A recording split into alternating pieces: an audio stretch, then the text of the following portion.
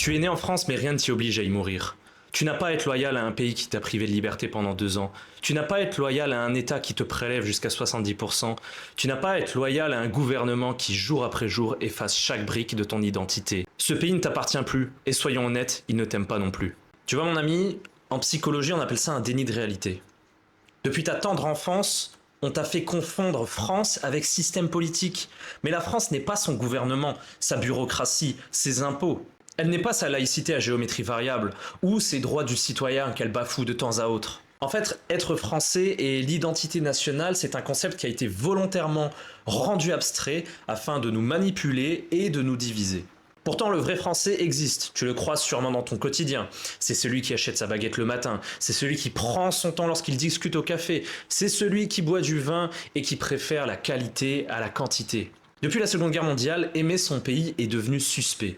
L'extrême droite s'est approprié ses symboles, la fierté, le drapeau, l'hymne, tandis que la gauche les a abandonnés pour ne plus être confondue avec elle.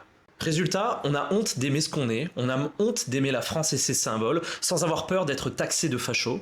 Alors les gens ont déplacé leur loyauté ailleurs, dans des communautés spirituelles, esthétiques, intellectuelles. C'est normal, on est humain, on veut appartenir à un groupe. Mais ces micro-identités sont bien plus concrètes que la France abstraite. La France n'est plus une grande famille, elle est divisée. Autrefois, on rêvait en France. Aujourd'hui, il n'y a plus de France fédératrice. Chacun a sa version de sa France. La France de gauche, la France souverainiste, la France traditionnaliste, la France mondialiste. Il n'y a plus de mythe fondateur partagé. Et un pays sans récit commun finit toujours par s'effondrer dans le confort et la peur.